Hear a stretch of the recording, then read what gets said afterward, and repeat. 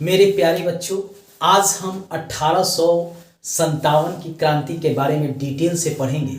यहाँ से विभिन्न कॉम्पिटिटिव एग्जाम में प्रश्न पूछे जाते हैं और आपको इस वीडियो से जरूर वहाँ पे लाभ मिलेगा। इस वीडियो को आपको लास्ट तक देखना है। आज हम डिटेल में जानेंगे कि 1857 की क्रांति के क्या क्या कारण थे। देखिए, ब्रिटिश ने पलासी और बक्सर के बाद भारत के क्षेत्रों पर अधिकार कर लिया। उसमें पाकिस्तान भी ब्रिटिश के अंतर्गत था, भारत का क्षेत्र भी इसके अंतर्गत था।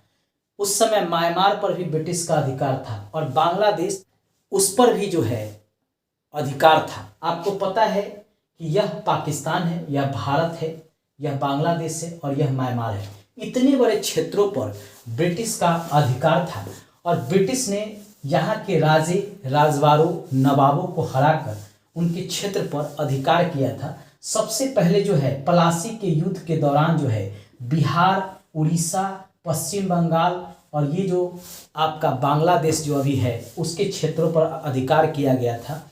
बक्सर युद्ध के बाद जो है शाह आलम द्वितीय के साथ संधि किया गया इलाहाबाद का, और उसमें बिहार, बंगाल और उड़ीसा का दीवानी प्राप्त किया था और यहीं के जो है संपत्ति से ब्रिटिश ने पूरे क्षेत्र पर अधिकार किया था। उस समय पाकिस्तान, भारत, बांग्लादेश और म्यांमार जो है ये सभी जो है ब्रिटिश शासन के अंतर्गत था।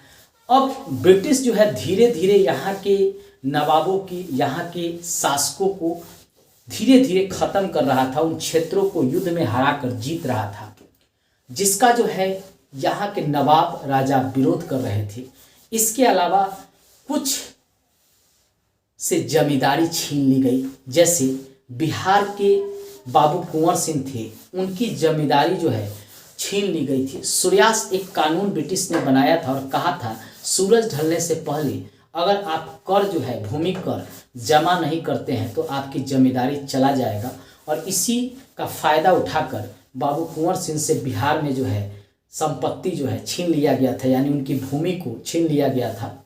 उसी तरह जो है झांसी में झांसी की रानी जो थी उनसे भी उनका क्षेत्र छीन लिया गया था लक्ष्मीबाई से, क्योंकि झांसी की रानी लक्ष्मीबाई के पास अपना कोई पुत्र नहीं था और ब्रिटिश का मानना था कि अगर आपका पुत्र है तभी आपका क्षेत्र जो है सुरक्षित है, वहाँ का शासक जो है आपका पुत्र रहेगा, अन्यथा जो है वह क्षेत्र ब्रिटिश सरकार में मिला दिया जाएगा।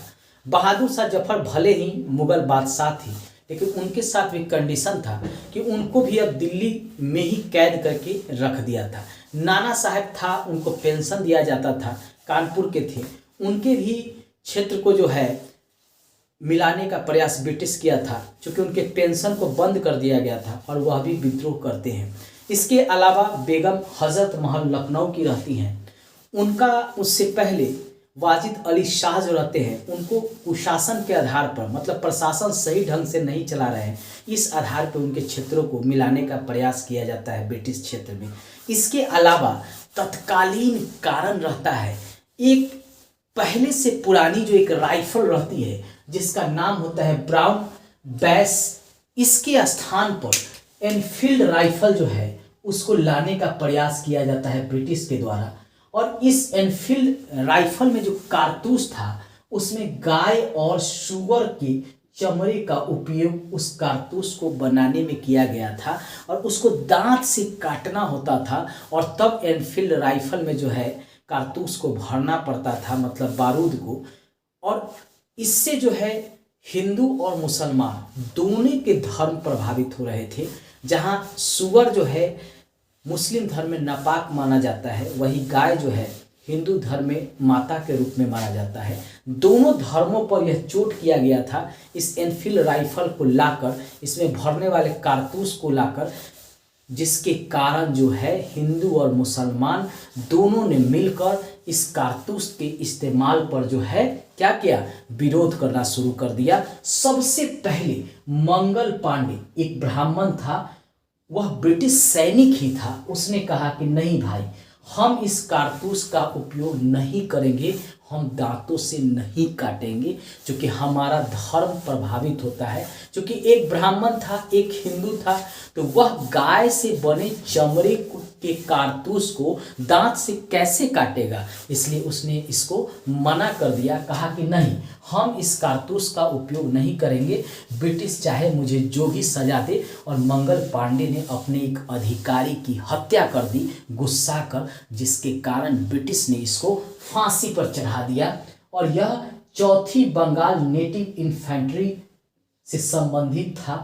बार बार एग्जाम में पूछता है कि सबसे पहले जो एनफील्ड राइफल में भरे जाने वाले कारतूस के अंदर जो बारूद थे उसको दांत से काटने से किस सैनिक ने मना कर दिया था, तो मंगल पांडे ने मना कर दिया था। बार बार जो है यह एग्जाम में पूछा जाता है वह राइफल का नाम क्या था, तो उस राइफल का नाम था एनफील्ड राइफल। मंगल पांडे किस बटालियन से संबंधित था, तो 34 बंगाल नेटिव इन्फेंट्रियन बटालियन से संबंधित था। सैनिकों का वह एक बटालियन था, उसमें वह सेना सैनिक के रूप में काम करता था और उसने सबसे पहले जो है इसको उपयोग करने से मना कर दिया। उसके बाद मेरठ के सैनिकों ने फिर से विद्रोह किया और कहा कि भाई हम एनफील्ड राइफल के कारतूस को दांत से नहीं काटेंगे, क्योंकि इसमें गाय और सूअर के चमड़े से इस कारतूस को बनाया गया है और जो हमारा धर्म जो है उसको जो है दूषित करता है, हमारे धर्म के ऊपर यह कटाक्ष करता है, प्रभाव डालता है। और उसके बाद जो है धीरे धीरे 1857 की क्रांति के रूप में यह जन्म लिया। और जो मेरठ के असंतुष्ट सैनिक थे वह जाकर बहादुर शाह जफर से दिल्ली में मिले और कहें कि आप मेरा नेतृत्व करिए जाफना, क्योंकि आप बादशाह हैं, मुगल बादशाह हैं, अगर आप मेरा नेतृत्व करेंगे तो हम यहाँ से ब्रिटिश सैनिकों को मार भेजेंगे। अब बहादुर शाह जफर कहाँ थे, तो वह दिल्ली में क्या थे, मुगल बादशाह थे, अंतिम मुगल बादशाह इन्हीं को माना जाएगा। अब मेरठ जो यूपी में पड़ता है, यहाँ जाकर सैनिकों ने अपना नेतृत्व करने के लिए कहा बहादुर शाह जफर को। और बहादुर शाह का एक सेनापति था बख्त खां, उसने कहा कि यह बहुत अच्छा मौका है जाफना, आप नेतृत्व कीजिए इन सैनिकों का और अंग्रेजों को भारत से खदेड़ दीजिए। लेकिन इतना आसान नहीं था, ब्रिटिश काफ़ी शक्तिशाली थे। बहादुर शाह जफर से यही गलती हो गया था, क्योंकि बहादुर शाह जफर को ऐसा लगता था कि हम इन सैनिकों की सहायता से जो है भारत से बाहर ब्रिटिश को खदेड़ देंगे और फिर जो मुगल सत्ता जो पूरे भारत, पाकिस्तान, बांग्लादेश तक जो फैली हुई थी औरंगजेब के समय, फिर से हम उसका विस्तार करेंगे। लेकिन सैनिक दृष्टि से बहादुर शाह जफर काफ़ी कमज़ोर थे और ब्रिटिश सैनिक दृष्टि से काफ़ी मजबूत था। और ब्रिटिश ने आसानी से बहादुर शाह जफर को जो है बंदी बना लेता है और बाद में जो है उनको रंगून, यानी उस समय यह बर्मा जो वर्तमान में म्यांमार है वह ब्रिटिश के अंतर्गत था, उसको रंगून भेज दिया गया, यानी दिल्ली से उठाकर बहादुर शाह जफर को रंगून भेज दिया और यहीं पर उनकी मृत्यु हो जाती है। आपको यह भी बताते चले कि 1931 में जो है वह बर्मा को जो है भारत से अलग कर दिया गया था, यह भी आपको बताते चले। अब बहादुर शाह जफर के साथ जो सैनिक मिल के विद्रोह किया था उसको दबाने के लिए भेजा गया था निकोलस और हडसन को। बार बार एग्जाम में पूछता है कि किसने दिल्ली में होने वाले विद्रोह को किस ब्रिटिश सैनिक ने दबाया था, तो निकोलस ने दबाया था और हडसन ने दबाया था। इसने 1857 की क्रांति में जो दिल्ली में सैनिक विद्रोह कर रहे थे उसको दबाया, बहादुर शाह जफर को उठाया और बंदी बनाकर रंगून भेज दिया, जो वर्तमान में म्यांमार में यानी बर्मा में पड़ता है। अगला जो है लखनऊ में भी 1857 का क्रांति हुआ। बेगम हजरत महल इसका नेतृत्व करने वाली थी, महिला थी, क्योंकि लखनऊ के नवाब वाजिद अली शाह को जो है कुशासन के आधार पर बंदी बनाकर जो है वहाँ से हटा दिया गया था और उनके क्षेत्र पर जो है ब्रिटिश ने अधिकार करा लिया था। और इसी का बदला लेने के लिए बेगम हजरत महल ने जो असंतुष्ट सैनिक रहते हैं उसका नेतृत्व करती हैं। लेकिन एक महिला थी, महिला जो है बेचारी क्या कर लेगी। कुछ समय तक उन्होंने ब्रिटिश का जो है विरोध किया, लेकिन सैनिक दृष्टिकोण से ब्रिटिश काफ़ी शक्तिशाली थे और उसने क्या किया कि लखनऊ पर फिर अधिकार करने के लिए अपने 2 सेनापति लॉरेंस और कैंपबेल को भेज दिया और आसानी से लॉरेंस और कैंपबेल ने लखनऊ पर अधिकार कर लिया और विद्रोह को जो है 1858 तक दबा दिया। क्योंकि ब्रिटिश जो है सैनिक दृष्टिकोण से भी मजबूत थे, उनके पास आधुनिक हथियार था, सेना भी था, कुशल नेतृत्व करने वाले सेनापति भी थे।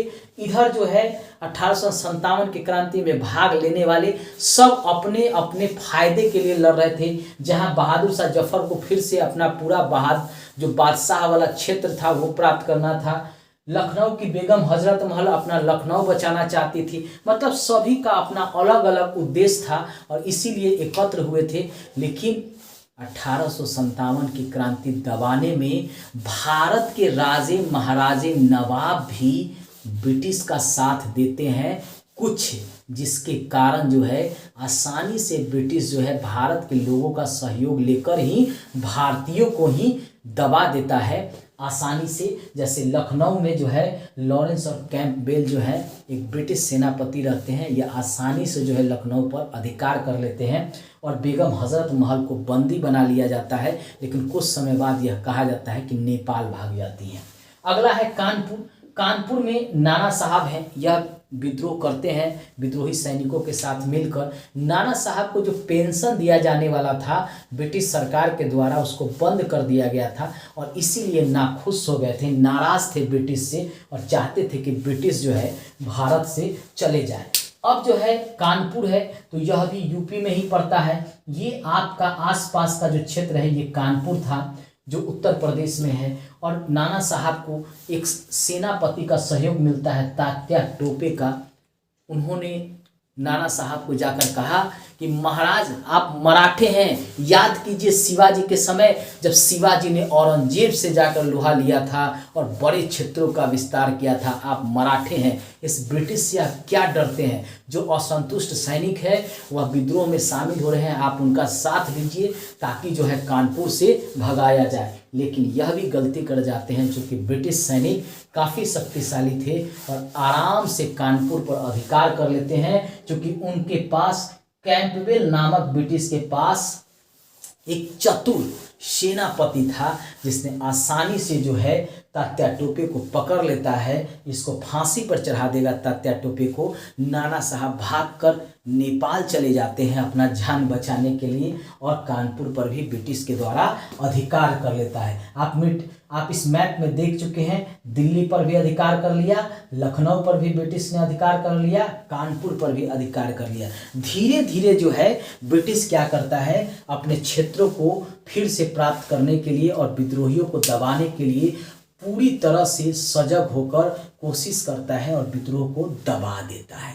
आगे जो है बिहार में पहले हम झांसी में देख लेते हैं। यहाँ थी लक्ष्मीबाई, इनका कोई पुत्र नहीं था। इनके पति के मृत्यु के बाद झांसी को ब्रिटिश ने मिलाने का कोशिश किया अपने क्षेत्र में, क्योंकि ब्रिटिश ने एक कानून बनाया था कि अगर किसी को अपना पुत्र नहीं है किसी राजा को तो वह क्षेत्र जो है वह ब्रिटिश अपने क्षेत्र में मिला लेगा।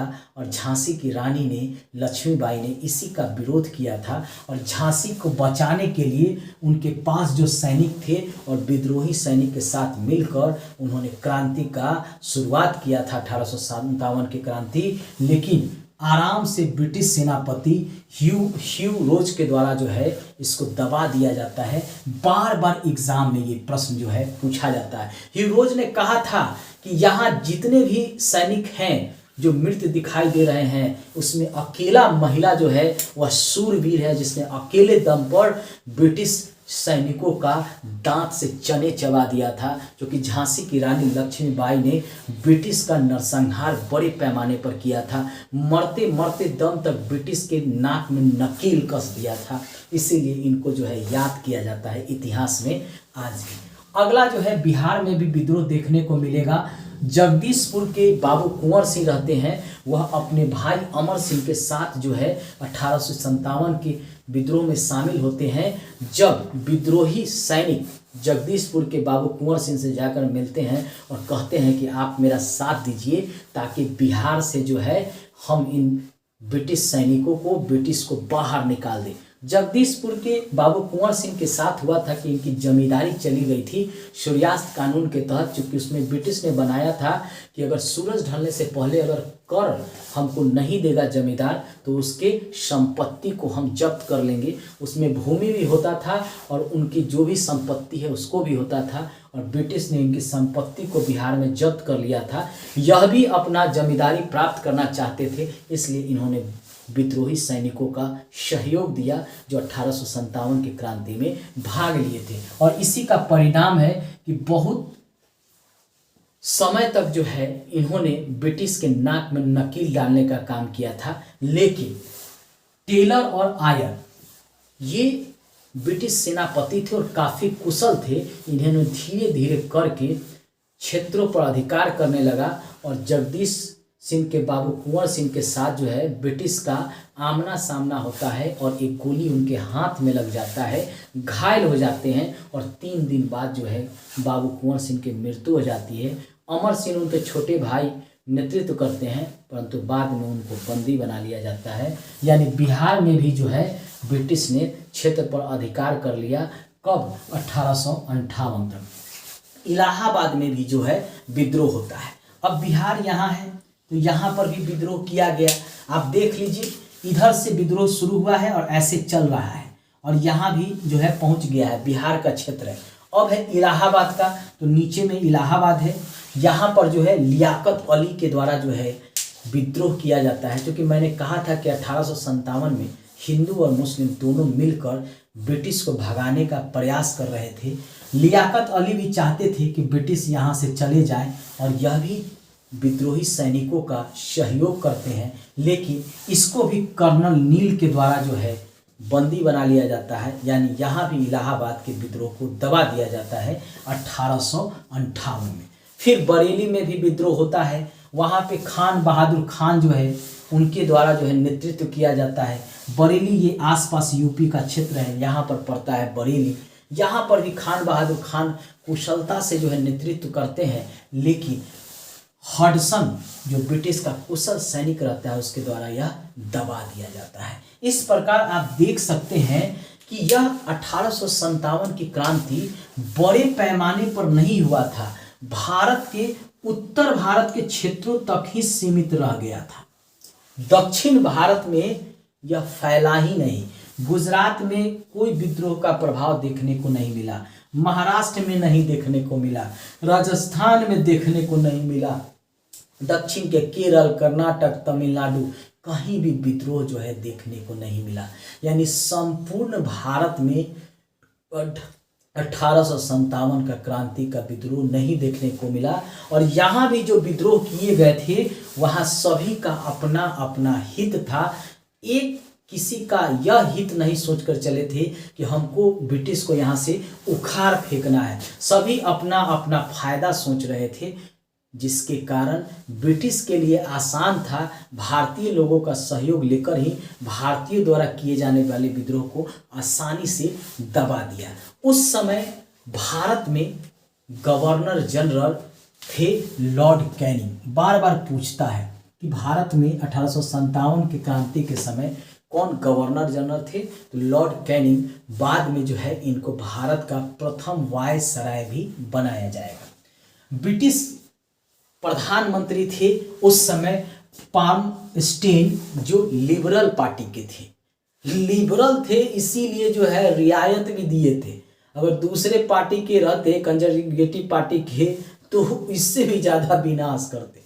लेकिन ये लिबरल था, इसने क्या किया, क्रांति जब दब गया तो फिर जो है सभी के साथ जो यहाँ के राजे महाराजे थे उन्होंने क्रांति को दबाने में काफ़ी सहयोग किया था।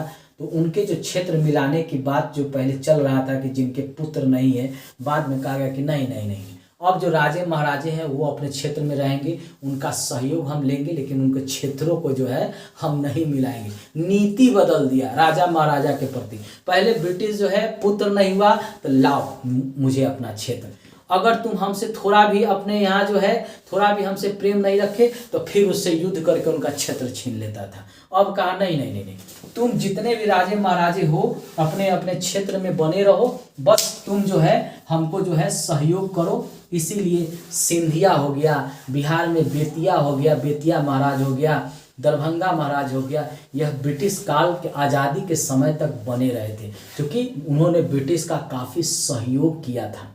ठीक है, जो राजे महाराजे ब्रिटिश का या जमींदारों ने सहयोग किया उसको बाद में जो है उसको रियायत भी दी गई थी, और जो विरोध भी किया गया था अगर उन्होंने मान गए थे तो उनके क्षेत्र को लौटा भी दिया गया था। ठीक है, अब है इसका प्रभाव क्या पड़ा, तो सेना में ब्रिटिश की संख्या जो है उसको बढ़ा दिया जाता है। ब्रिटिश की संख्या जो है अब सेना में बढ़ा दिया जाता है, यानी ब्रिटिश सैनिक का अनुपात जो है 2 कर दिया जाता है और भारतीय सैनिक का 1 कर दिया जाता है। यह बंगाल के क्षेत्र में होता है। जहाँ जहाँ विद्रोह हुआ था वहाँ पर जो है भारतीय सैनिकों की संख्या घटा दिया गया और ब्रिटिश सैनिकों की संख्या जो है बढ़ा दिया गया। जहाँ जहाँ से सैनिकों ने ब्रिटिश का सहयोग दिया था उनकी संख्या और बढ़ाया गया। जैसे गोरखा ने 1857 की क्रांति में गोरखा सैनिकों ने ब्रिटिश का सहयोग किया तो इनकी संख्या को बढ़ा दिया गया। पठानों ने 1857 की क्रांति में ब्रिटिश का सहयोग किया तो इनकी संख्या को, सैनिकों की संख्या को बढ़ा दिया गया। सिखों ने भी 1857 की क्रांति में जो है साथ दिया था किसका, ब्रिटिश का, इसलिए सेना में इनकी भी संख्या जो है बढ़ा दिया गया। बार बार एग्जाम में पूछता है कि किन की संख्या सेना में, किन भारतीय की संख्या सेना में बढ़ाया गया, तो गोरखा, पठान और सिख इनकी संख्या जो है सेना में बढ़ाया गया, बाकी जगह के सैनिकों की संख्या घटाया गया सेना में। अब है कि 1857 का विद्रोह दबाने में क्या किए थे, इन्होंने काफ़ी मदद किया था। डिज़रायली जो है वह कहता है कि यह राष्ट्रीय विद्रोह था। वह डिज़रायली ब्रिटिश था और उसने कहा कि यह राष्ट्रीय विद्रोह है। पहली बार किसी ब्रिटिश ने यह स्वीकार किया, यह भारत के लिए गर्व की बात है। बी.डी. सावरकर ने भी कहा कि यह प्रथम स्वतंत्रता संग्राम है। बार बार एग्जाम में जो है यह प्रश्न जो है पूछा जाता है, इसलिए आपको जो है इसको भी याद रखना है कि किसने क्या कहा। ये सब कोटेशन है। अब चलिए हम लोग पढ़ तो लिए कहाँ कहाँ से क्या क्या प्रश्न आएगा। मैंने आपको पहले ही बता दिया VBI करके कि किस तरह से जो है प्रश्न पूछे जाते हैं। अब इन प्रश्नों को भी देख लेते हैं। किस मुगल बादशाह ने 1857 की क्रांति में भाग लिया था, तो बहादुर शाह जफर जो है 1800 क्रांति में भाग लिए थे और बाद में जो है दिल्ली से उठाकर उनको कहाँ भेज दिया जाता है, रंगून यानी म्यांमार में भेज दिया जाता है, जहां उनकी मृत्यु हो जाती है। अगला प्रश्न है, किस ब्रिटिश भारतीय सैनिक ने कारतूस को दांत से काटने से मना कर दिया था, तो मंगल पांडे। यह एक ब्राह्मण था और इसने कहा कि नहीं, गाय से बना हुआ कारतूस को हम दांत से नहीं काटेंगे, और उसने क्या किया था, अपने एक अधिकारी की भी हत्या कर दिया था, जिसके कारण उसको फांसी पर लटका दिया गया था। अगला प्रश्न है, बेगम हजरत महल ने 1857 की क्रांति में कहाँ से भाग लिया था, तो लखनऊ से भाग लिया था, जहाँ वाजिद अली शाह को कुशासन के आधार पर उनको लखनऊ से जो क्या किया गया था, उनके क्षेत्र पर अधिकार कर लिया गया था ब्रिटिश के द्वारा।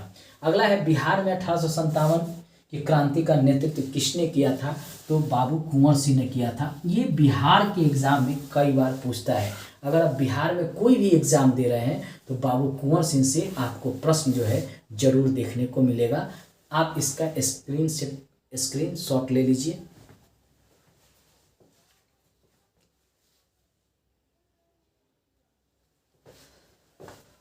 दोस्तों लास्ट में हम यही कहेंगे, अगर मेरा वीडियो आपको अच्छा लग रहा है तो मेरे चैनल को सब्सक्राइब कर लीजिए, लाइक कर लीजिए और शेयर कर लीजिएगा। प्रत्येक दिन हम इस तरह के वीडियो को लाते रहेंगे, जिससे जो है आपको हर एग्ज़ाम में लाभ मिलेगा। धन्यवाद।